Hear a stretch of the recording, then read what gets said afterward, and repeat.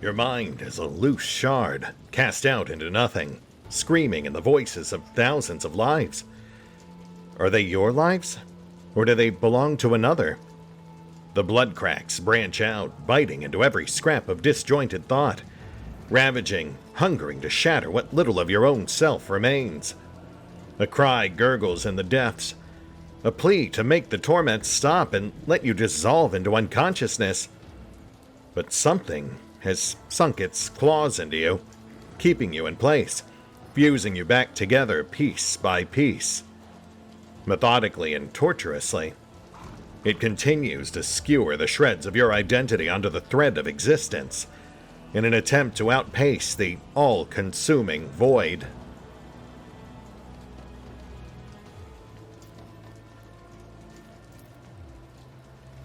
Your memories of the last several minutes are incoherent and painful. The flash of sorcery, the leap into the unknown. Solomorn shouting something. He gave Glado an order, but what order was it? Any attempt you make to process what happened only pulls you deeper into unconsciousness. You are wrenched suddenly out of oblivion by a blunt, merciless bite. You try to breathe and hear your own ragged wheeze. Sight gradually returns to you, and an angry horse's head emerges from the mist. You are back. You are alive. I mean, everything's relative, but sure. Hey, Glado. Horse. Alright, so we are indeed stuck in Maeve's body, saddled with her very human physical attributes, at least. Hopefully we still have access to our own mental, though I suppose we'll find out soon enough.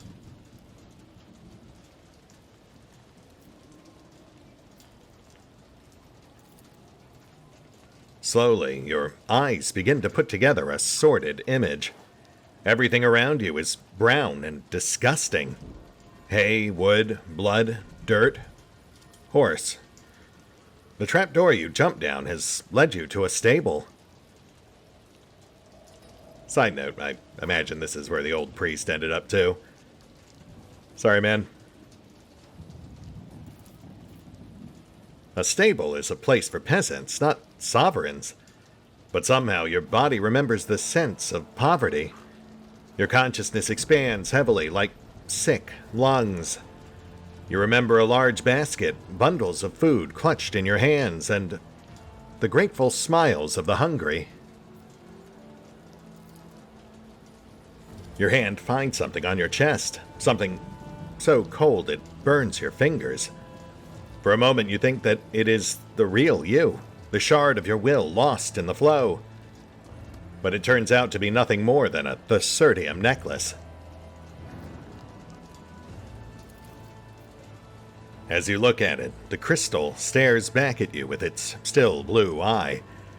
The fool's wrinkled face suddenly emerges from the reflection, and his gloating voice seems to hang at the edge of your awareness. This body remembers pain and electrified air. Something bad.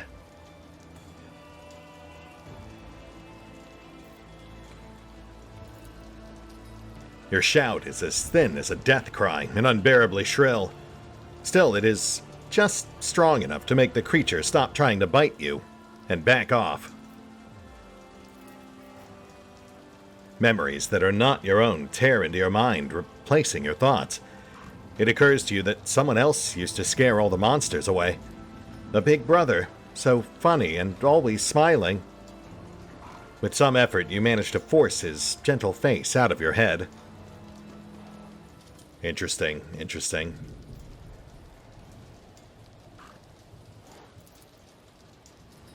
You sway as if from sickness, all your limbs feeling impossibly fragile. Scrawny legs, frail arms, these do not belong to you. This is a costume, and it is not yours. It does not fit your status. It is the wrong size, and it still carries greasy traces of its former owner inside. You are overcome with the urge to tear off your flesh and throw it away like a worn glove. You dig unfamiliar nails deep into thin skin, trying to scrape someone else's face off yourself. The pain in your cheeks has a sobering effect. You see blood on your fingers. This may not be your body, but it can still prove useful to you. You know, I'm not actually sure if that's our willpower or not. We never exactly stacked it.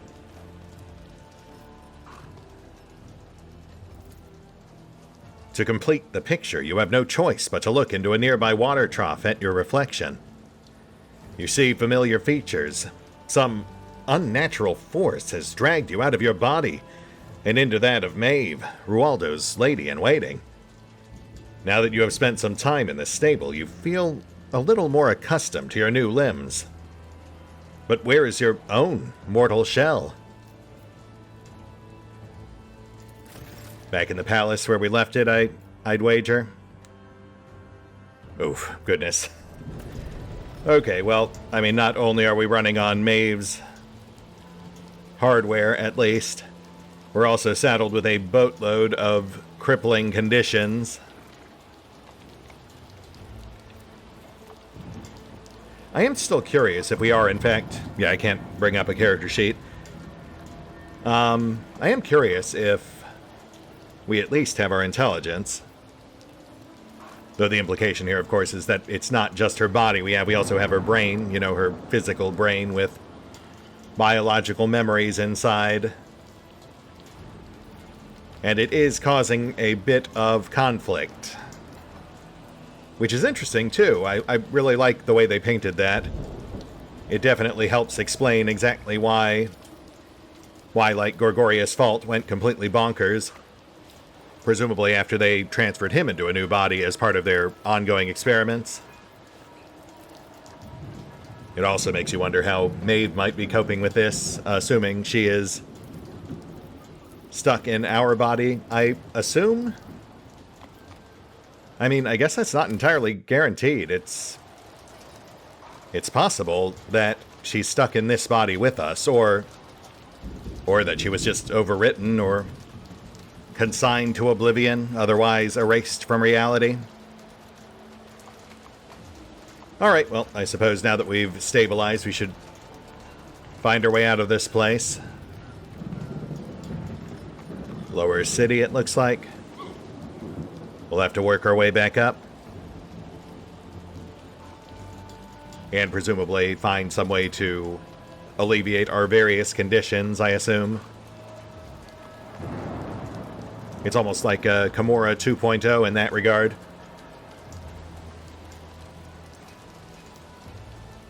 How you doing, Glado? I assume you're still alive. The Cybermastiff does not respond to nudges or commands.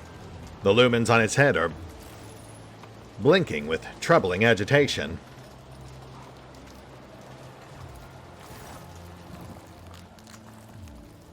A mountain of vegetable waste rises up ahead, next to which stands a rusty pitchfork. Your attention is drawn to something pale pink, half buried under the waste and looking suspiciously like a limb. Our priest, perhaps. You pull out the strange object from the pile. What emerges is a human forearm, crudely severed at the elbow. The horse behind you sniffs and cranes its neck. Okay, well, jury's still out on whether or not it's our priest, but we might as well arm ourselves. You pick up what used to be someone's arm. The horse looks at the dead fingers greedily. You know what, let's go ahead and grab that pitchfork, too, while we're at it. This could be a decent weapon, if not for one problem. You lack the strength to pull it free from the earth. Right, which I imagine is going to be a recurring problem. You slip back through the fence. The horse snorts restlessly behind you. Oh, and look at that. 0% on tech use. So we are definitely not running on our normal intelligence.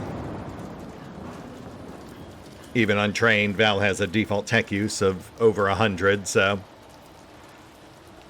So I feel like that is a pretty good sign that regardless of our own personal skills, we're currently running on Maeve's much more limited wetware.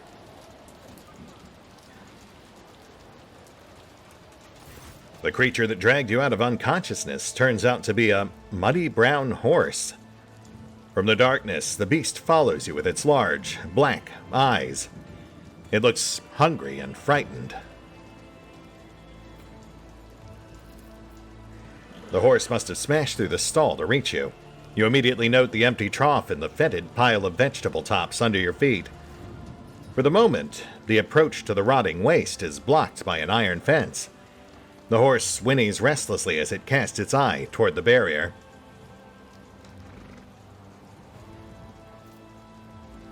Hey, buddy. Who's a good horse? You wouldn't really try to eat me, would you? The horse watches you cautiously. You can see thick strings of saliva dribbling from its lips. Okay, well, I'm not in love with that. The horse snorts and shows you its large teeth.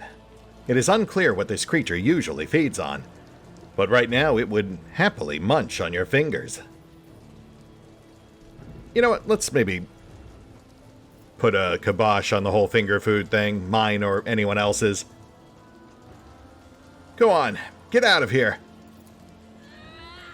The steely note in your voice frightens the animal. The horse lets out a snarl and rushes off. Nice. Snorting frantically, the horse hurtles through the stable door and smashes straight through it. The sight of the stable hand standing in the doorway pretends nothing good for you. The man's face is savage, and glinting in his hand is a meat cleaver. Not so noisy anymore, are you, you little wench? I'll skin you alive.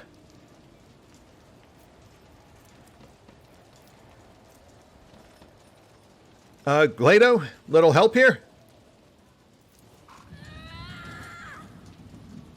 You take a deep breath and scream as loud as you can.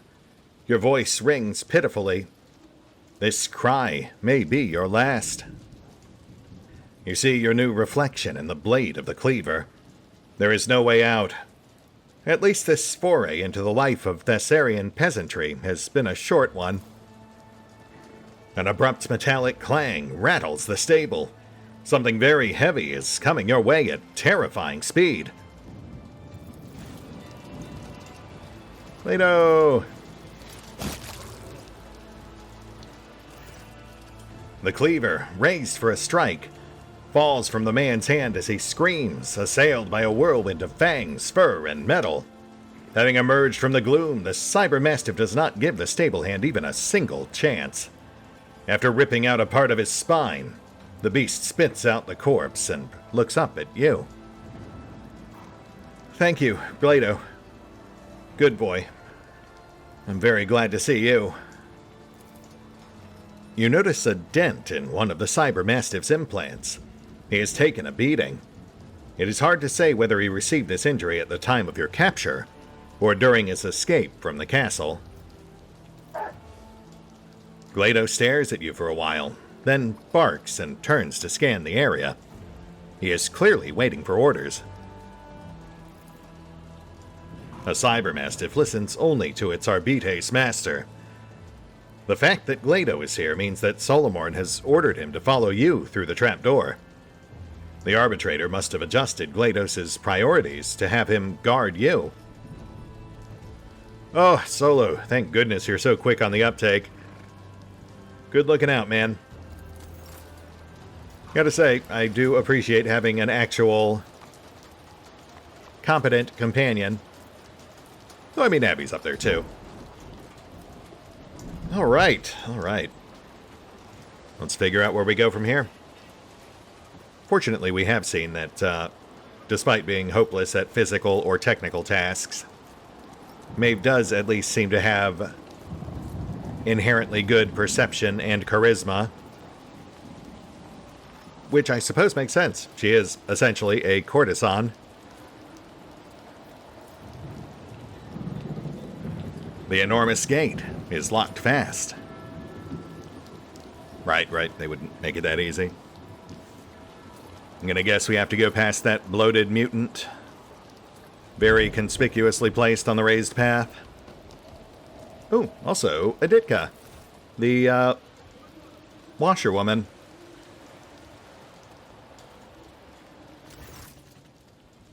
The local inhabitants coming down the slope look hostile in the extreme. The vilest of them is missing an eye, but he makes sure to keep his remaining one fixed on you. Hey, Poppet. Where'd you get that dress? You know, my bride-to-be would love to wear a dress like that on her wedding day. Would you lend it to her?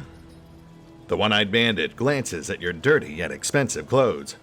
Something tells you that these people would gladly peel the dress off of you, right along with your skin. Oh, look at that. An actual use for that rambling anecdote that Bluff told us when we first arrived. That's kind of fun. An auto pass, I imagine, but I mean, why would we use that when we have 100% in coercion? I'll tell you what, we'll have a trade. You can have the dress if I can have your skin. Something in your gaze causes the bandit's smiles to disappear. One of them whispers something to the leader. The one-eyed man clicks his tongue to mask his trepidation. Grok shit. Off with you. Putting down the mad makes more of a mess than it's worth. The bandits let you pass, having seemingly lost all interest in you. Oh, well that was easy. Also, man with scissors. Hopefully he's kept himself behaved. And yeah, we can see a Glado interaction point up top. Got any food? No? Then keep walking. My hands are going numb. Maybe today I'll get a quarter ration at least. Ha! Right. The wheel is similar to the ones used to raise the enormous elevator in the central square. This one, however, is completely rusted through with age. Lost something, little bird. Not your ruler of all stars and expanses, by any chance. Okay, well, that would make it seem that the town guard is complicit. I'll keep that in mind. Aditka? Stay safe, dearest, and say a great big thank you to his graciousness for me. I'll never forget his good heart. Yeah, I'll let him know, thanks. I guess that's fair. I mean, how exactly could a washerwoman help us, given current circumstances? Guess we'll take our chances with the mutant.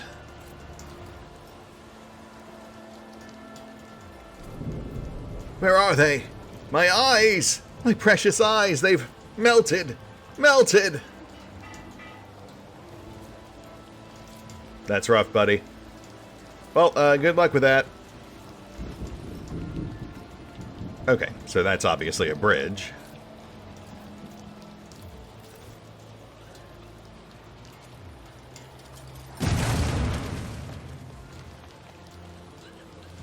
Thwap your powdered face, you stupid girl! What if it fell on someone's head? We spent the whole day hooking that thing up.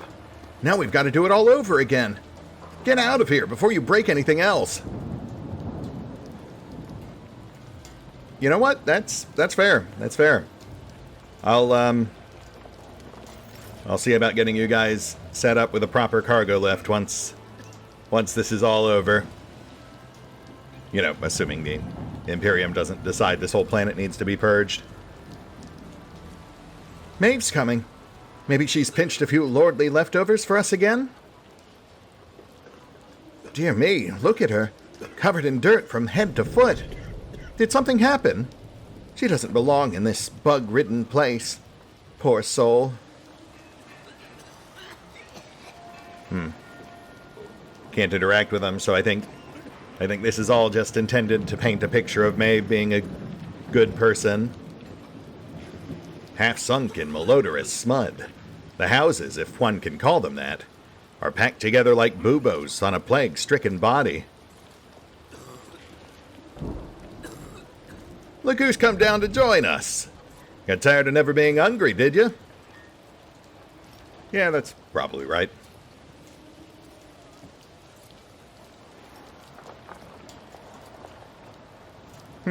Okay, back to the upper city we go. That was actually much simpler than I was anticipating. In retrospect with the bandits, I suppose it was less about finding a way past them and more about just like choosing the flavor of how you got past them. I imagine even if you had failed the persuasion check, Glado would have just killed him. Every option would have probably led to success, but 2 would result in him being dead. Oh, okay, I see where we are. That's actually right near where we originally met Editka, which I guess makes sense. And they are very clearly steering us towards the dropship. Useless swine! They can't even deliver a cartload of belongings without breaking something. I'm sorry, sir. The rain washed away the road, so I had to drag it uphill. What are you doing? Making excuses for yourself? I'll skin you alive. Yikes. Yeah, these guys seem like real charmers. Though, I mean, to be fair, there were some pretty nasty folks down in the lower city, too.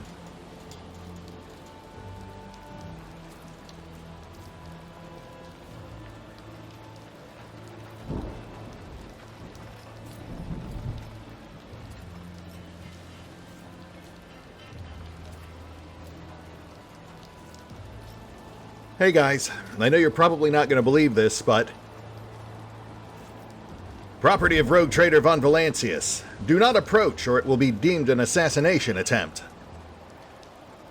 Also, something else is happening.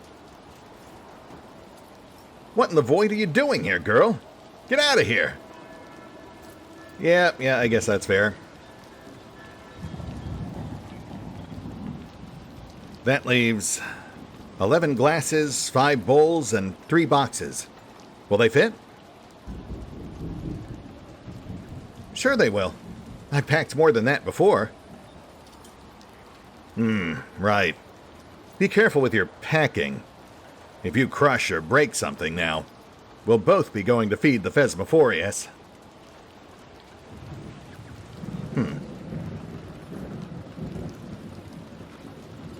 Ah, okay, because they're breaking down the various stalls and attractions that they had erected for our visit.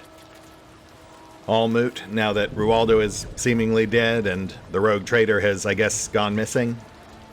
We haven't really heard any chatter about the rogue trader.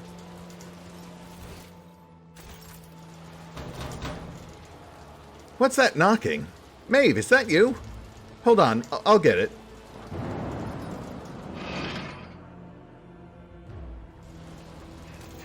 Here, come on in. Hey, Maeve, what's your hurry? Your skin and bones, Maeve. They're not taking care of you up there. You know what? You're not wrong. But that's why I'm headed back up top. To get things properly taken care of. Corpse is gone.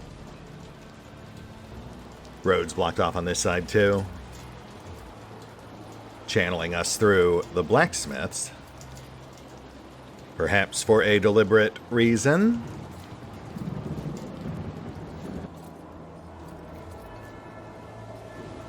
Nope, nothing here. And how about you guys? Several commoners are talking in a loud whisper, taking no notice of you. A balding man with a bowl cut is gesturing energetically, his back turned toward you. Never thought a thing like this would happen in my time. A new celestial lord has paid us a visit. They say he descended from the sky on a great bird of iron, then stepped out of its belly clad in golden armor. Many who saw him were blinded by the splendor. That's his anointed for you. Rubbish. I've heard that tale before. And only an idiot would believe it. He's a nobleman, just like any other. Just a more important one. Treats everyone like dirt and pushes people around worse than any of our own nobles do. But that's the way it is, isn't it? It's the God Emperor's will that their place be at the top and ours in the dust. It's how the world works. Next thing you know, that Celestial Lord will make this whole place his own. The pot-bellied man runs a finger under his nose, leaving a clean patch on his grimy face. Oh, I wish it was like you said. But something tells me bad things are coming now that he's here. I heard the new Celestial Lord... wait, look, that's Maeve over there. She served the Celestial Lord herself. She can tell us all about it. Hey, Maeve! The small crowd rushes toward you. Oh, you want to hear about the Celestial Lord? Sure, I suppose I can tell you about him. The people's eyes light up with curiosity at your words. They hurriedly gather round you, ready to hear something extraordinary. I was told that the Celestial Lord accepted the key to Thasera from the court fool's hands himself. He didn't shun the fool. He didn't beat him. So gracious. The servant whispers with reverence. That's how it happened. Right, Maeve? I mean, you're not wrong.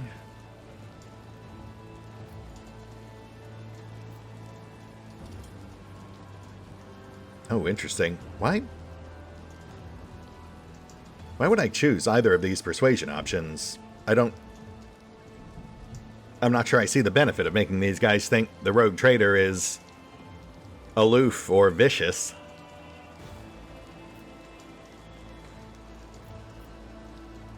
No, you're actually technically correct on everything you just said. I mean, he did still get mauled by a dog, but that was a separate thing. The commoner who asked the question casts a triumphant eye over the others. The servant lowers his voice to a whisper. Have you heard about the mutant disaster? Everyone wanted to blame the commander or the executioner, but the Celestial Lord interfered and was merciful.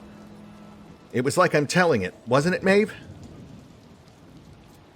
Again, you're not wrong, though we have since come to regret that decision. But it is one that I assume will be easily corrected once we're back up top. And again, the both persuasion options paint a picture of either Val being more aloof or more vicious than he actually is. I don't know why we would do that. Yes, you're right again. The trio falls silent for a while, each lost in their own thoughts. Maeve, you got closer to him than anyone else here. How'd he treat you? Yeah, Maeve, tell us. What's it like to be around one of the God Emperor's anointed? If it had been me there, I know I couldn't have said a word in his presence. You never know what to expect from someone of such rank. For all you know, you say the wrong thing, and he has your tongue ripped out, roasted, and served to you on a plate. What's that look for? It's happened before. I wouldn't lie. On this planet, yeah, you know, I actually believe you. And of course, this time the truth is actually one of the toughest checks yet. Actually, he was a bit distracted and distant, but he was very kind to me. The commoners mumble something, their disbelief clear on their faces. Just a quick glance, just a walk on the same ground he stepped on. If we had rulers like that, we could all breathe more freely. Why can't they make mercy their new custom instead of wearing those sewed-on faces? Hey, I'm right there with you, buddy. Oh, have you heard about Lord Grimley's new wife? The pot-bellied servant has the other two's attention now.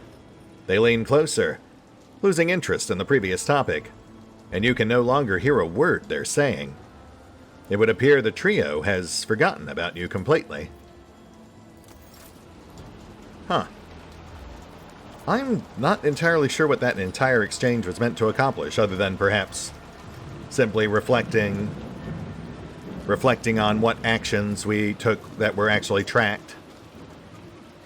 Not beating the fool, sparing the two people during the mutant outbreak. Oh, there's our corpse. The face of the corpse has been skillfully cut off, but you recognize him by his outfit. This nobleman was murdered by the tailor you allowed to go free. Well, shoot. Not exactly what I was going for, but, you know, who knows, maybe he really did do something to the guy's brother. Also, yes, I think that does kind of, illustrate that this is all basically just to show us the consequences of our various choices, some more consequential than others. Honestly, I do appreciate that. Even minor reactivity is still reactivity. It helps make it feel like your decisions actually have weight beyond what simply benefits you in the main narrative. It's raining again. I hate it. Why do we always have to work in the rain? Some people are even less lucky. Did you hear the mutants got off their leash? Bad luck for the poor sods that were nearby. All because of the Celestial Lord. When the visitors from the sky appeared, everyone went crazy. Even the mutants. So many onlookers died. Not technically untrue, but I mean, I feel like that's more on Rualdo than on me. And that's where we last saw our companions, but let's peek over here real quick.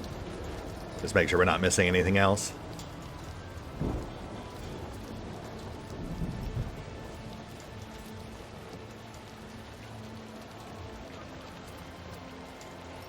Nah, we're good. Oh, guys, thank goodness. And we've got Cassia here. That's going to make this so much easier. Also, Kibbles, I suppose. The Vox in your companion's hand is speaking in your own voice. There is no need for concern. The Proctor and I are in the middle of examining the documents, together with the Governor. I will be back as soon as we are done here. There is a loud click, indicating that the other side has cut the connection. Abelard furrows his brow. What he just heard does not sit well with the officer. Oh, I feel uneasy. Even though the Lord Captain did report that everything is fine. Something about his voice wasn't quite right. Then again, the Proctor is there too. Activating standby mode. Pascal emits a quiet hum as he begins his binaric prayer.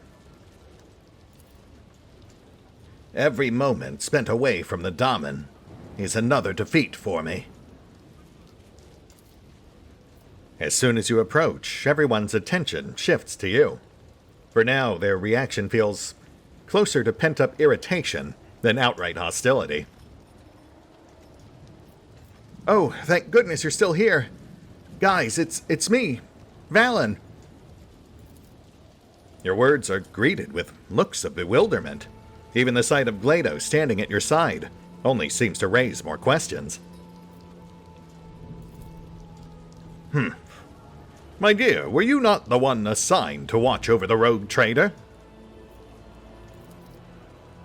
Cassia frowns, covering her mouth with her hand. These colors, it is as though they had been copied from those I usually see around the Lord Captain. Yes, thank you, Cassia. That's because it is me. I've been ensorcelled. Lord Rualdo stole my body. Do not weep, child. I will cut your thread quickly and painlessly before your soul succumbs to corruption. Really, I'm going to pass on that, but thank you for the offer. I'm telling you guys, I really am Valen von Valancius, heir to Theodora, who was killed by her own former spy master. What exactly do I have to say to convince you? Abelard scowls. You could have memorized a few facts from the Lord Captain's biography. Are we to play guessing games now? Wait, I have a biography? Look, I have Solomorn's Cybermastiff, Glado. Why would he do that if I wasn't who I say I am? This statement is potentially true. Cybermastiff protocols are difficult to breach and override, much less... Pascal casts a gloomy look at his surroundings. In a primitive culture such as this. If anything could cause Solomon to be parted from his faithful dog, it would be a threat to the Lord Captain. Oh, Pask, Cass, I love you guys. Abby, present me to my retinue. Abelard startles. That tone. The Seneschal looks you over from head to toe in amazement, but you can see that he is still unsure. Look, whether you believe me or not, the Lord Captain is in danger. We need to get up top before it's too late. The suggestion to stop puzzling over your identity and start acting seems to have had an effect. At least, no one is arguing with you anymore.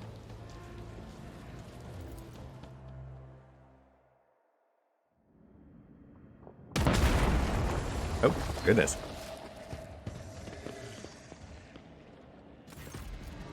When the dust clears, you see the familiar hall.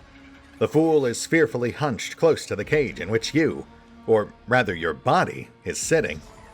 Your face is awash with tears, your lip is split, and a Vox lies next to you. In a cage to the side stands Solomorn, glaring through the bars at the true governor of Thasara.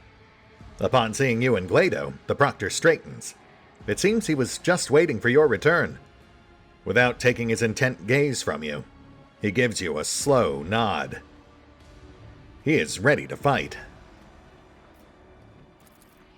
But how did you... The elevator. Damn it! Why did you have to make all this commotion? Why couldn't you just sit in a cage out of the way and wait for the ritual to be completed? The fool looks back at the altar. Tavrisk, move! The Psyker's cracked skin seems ready to crumble to dust, but his Thacertium eyes burn with an otherworldly fire. The ritual is nearly complete, my lord. The altar of change is ready to irrevocably switch the threads of fate. You've taken my body, Rualdo, and I've come to take it back. With interest. The fool mockingly sticks out his chin. And how, may I ask, do you intend to do that? Only Tavrisk and myself know how the ritual works. Certainly he is the only one who can perform it. And it just so happens that we don't feel much inclined to cooperate. Your tongue is a quite superfluous part of your body, Vil Rualdo. Worry not, this flaw is easy to correct. Tavrisk, this is your one and only chance to escape Rualdo's grasp. Return my body. Without removing his hands from the stone in front of him, the heavily augmented old man turns around to look at you, an expression of utter amazement spreading across his face. But why? Why would I negotiate with a corpse-to-be? You are the past, and the governor and I are bound for the future. There is truth in his words. It is senseless to negotiate with a corpse-to-be. Gabella runs her fingers along the edge of her blade, with a slow, almost caressing motion. Ah! Cassia flinches and shields her eyes with her hand. The deathly light of Thacertium. It is all around him, permeating his soul, melding into his color, his essence.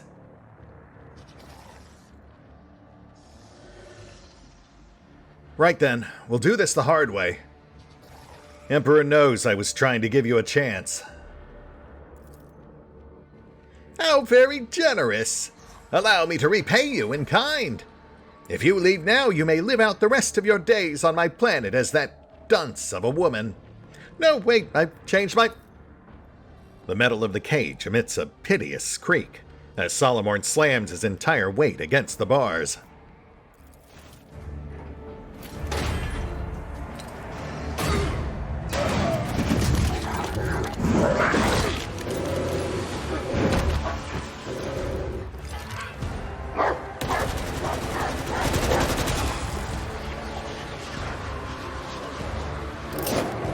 Solo?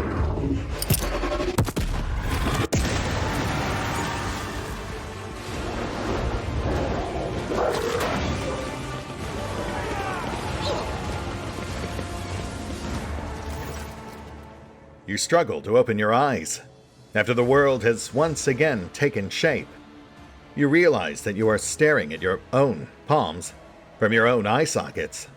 You move a hand and each muscle responds gratefully, filling with warmth. The others watch you with a mixture of hope and dismay. Maeve, the real Maeve, looks at you through watering eyes. Myself again. It was so... She lacks the strength for anything more, and her body collapses to the ground. Good job, Solo, but how did you know that would work? I didn't, but the heretics were so obsessed with this lump of stone. I figured their sorcery would be ruined without it. Okay, well, I'm not crazy about that answer, but I've got to ask, why didn't you do this earlier? You could have spared me a pretty significant headache. I doubt it. Loosening the cage's fastenings without being noticed proved to be quite difficult. Besides, without you and Glaio here, the outcome would have been too unpredictable, and I had no room for error. But there was one thing I knew for sure. Glaos's implants and mine were exchanging data logs, which meant that you were alive. So I waited. Alright, man, we're gonna talk about this later. Rualdo! Normally I like to give my opponents a chance to surrender, but for your crimes against me and the people of Thasara, prepare to die. How dare you order anyone around in my own palace? Tavrisk, do it!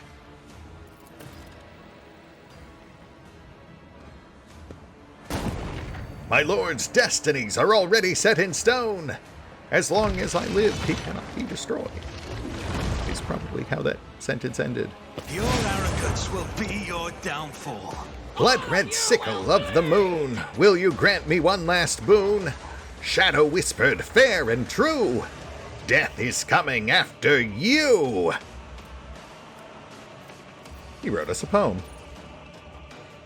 Alright, so what's going on here? Link in the chain.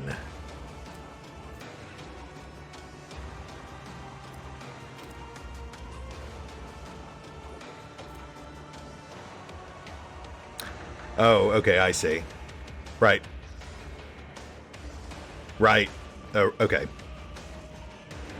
The Stone Sentinels and Tavrisk all provide stacking bonuses to Bluff, and Bluff will prioritize anyone who damages one of them. So it would seem our best bet is to focus on them first. Once they're out, Bluff should be much easier to take down. Plus, I guess we've got all these other guys, though they mostly just seem to be pretty basic mooks. Yeah. Even Lucra and Tadua are pretty generic filler characters, though I imagine this would have been much tougher back in Act 2. As it stands, though, I imagine we'll steamroll these guys pretty hard. Which, after everything we just went through, is well-deserved. Though I will say they've got Val stuck in a pretty high-risk starting position. We'll get him covered as best we can. Thankfully, Solo has the one Arbiter talent that lets him start right next to an opponent. And then we'll toss Abby on the other side. Back him up with Cassie so he can immediately pull attention as much as possible. Kib's near center. She'll go right for Tavrisk. And Pask on our back. All right. Let's do this. How are we on initiative? Oh gosh, yeah, we're fine. Kibs is like 4th, so Tavrisk will be dead before Bluff even knows what happened. And no Tavrisk, no reward.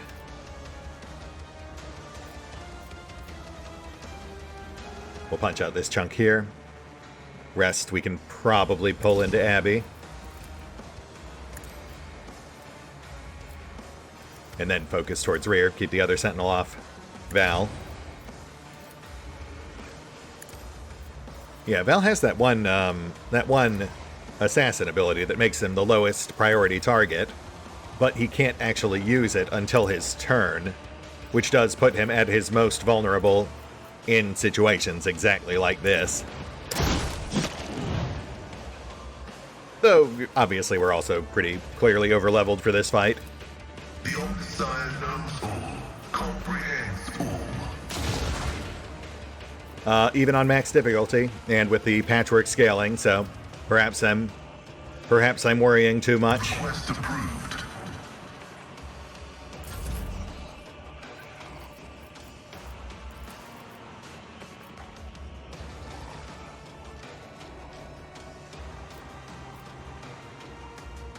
Pull. You cannot hurt me. What a shame. Is what he said right before he broke into that verse. Okay, so the verse is every time we hurt one of these guys. That's him announcing that that he has set a new priority target, so now Cassia. But right before that, when she hit him with the initial pull, he also announced he was invulnerable.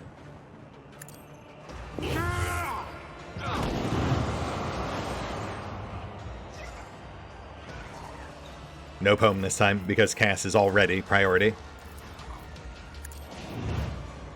And yeah, this definitely continues the trend we saw back in Void Shadows of various bosses gaining various forms of temporary invulnerability to force you to jump through certain hoops, or to at least give them a chance to fight back before they get round 1 nuked. The Magus back in the family crypt. The Gene Stealer Patriarch. Nemesite. Follow my lead. Which I don't really mind. It does make for some more satisfying fights, and in this particular case, it's obviously also very, very clearly narratively choreographed, like there's a reason that it's happening. It's not just plot armor. Well, technically, by definition, it is. It is plot armor, but, you know, you get what I'm saying. It is interesting, though, because, like, narratively, it does also really seem to imply that Tavrisk over there is just straight up capable of, like, altering fate and reality itself, which would make him very much a Tavrisk. Just as well he refused to surrender, I suppose, because it would, even for Val, it would be a pretty tough sell to justify keeping him around.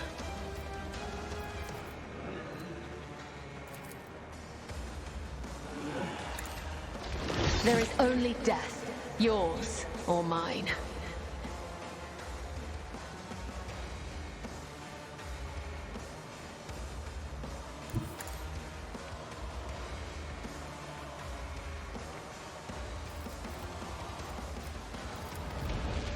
Goodbye.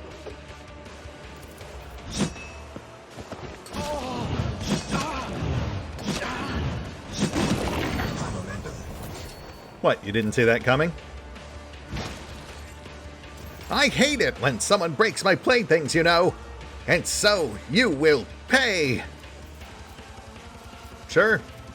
Here's your change.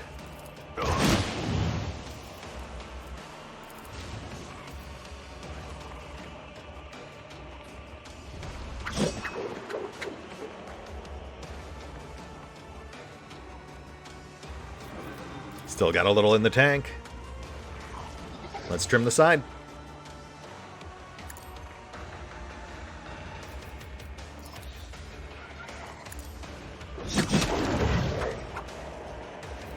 Spawn of the highest favor. Now despawned. Though sadly it does seem a mite bit tougher to get blood from a stone. Yeah, maybe should have had her go straight after Bluff instead. That's fine. That's fine. Oh, right, plus he's still got the whole Sentinel support thing going on, so we do want to take down the Sentinels first.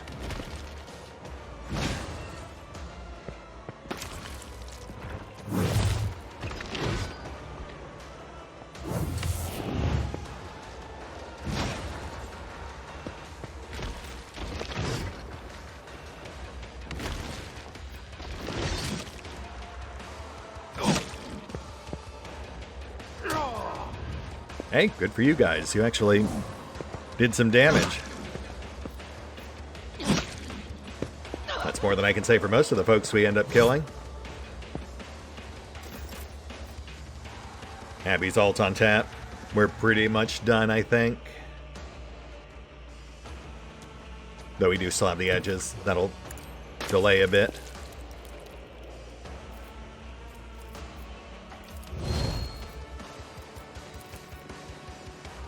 Victory is imminent.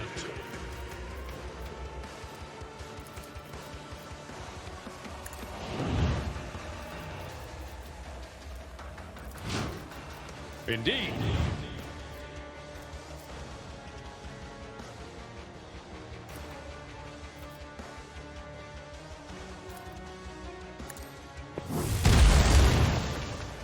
Nice.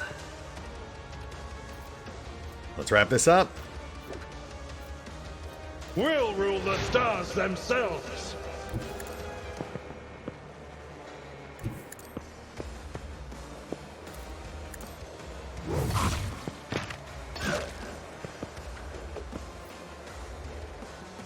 I've seen worse battles than this in my time.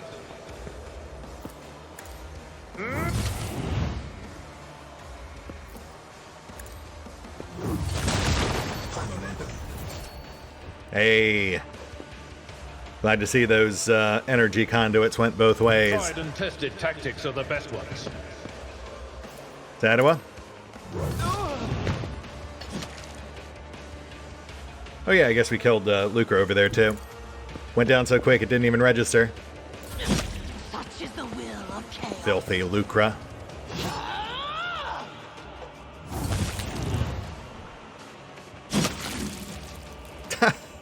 Okay. Well, right, I guess we are done. But you know, we'll spare them the spontaneous combustion if we can. I'm not sure we can actually get far enough out there. Let's see here.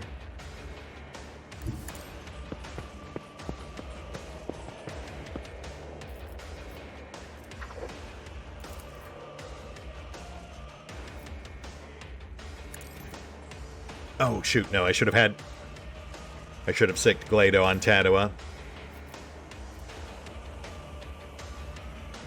Overcharge is useless for this. Alright, yeah, that's fine, that's fine. Drop this guy. Yeah, I'm still getting used to Solo's whole shtick. We've only really used him in, like, 3 fights, maybe? The Heartless, like one random encounter, the Feast. Oh, I guess the Execution. But yeah, I haven't really had much chance to practice with his moveset. Nice.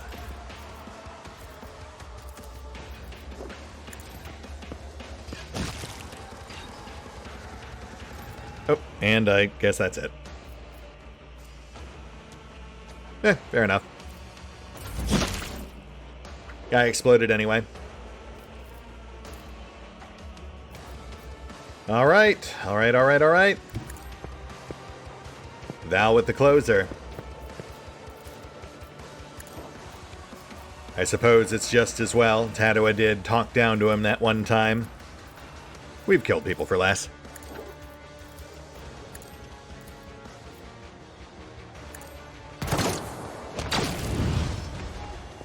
And thus it ends.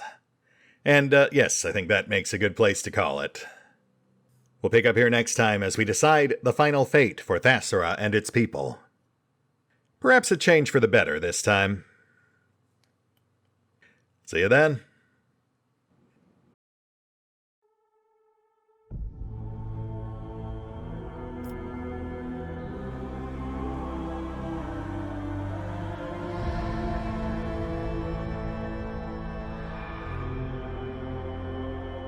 Oh, and special thanks to the Raiders, the fine folks who help make these videos possible, including but not limited to Erie V23, Revenant, Alois, Arrow Bowman, Drakiith, EgonAlter, Exsellsior, Gottlieb, James Trimmier, Kazorm, Lady Shayna, Mark Giemza, Nathan Welch Jr., OverlordPherom, RandomPassrby, RobbyB, Tomasz Piątkowski, Triphoppenskip, and Valinrook. Thanks for your support, guys. That said, if you'd also like to help support the channel, then feel free to push the buttons that do the things. Trust me, it does make a difference. Or you could even check out the PayPal, the Patreon, the Nexus GG, or the YouTube memberships. Links are in the description.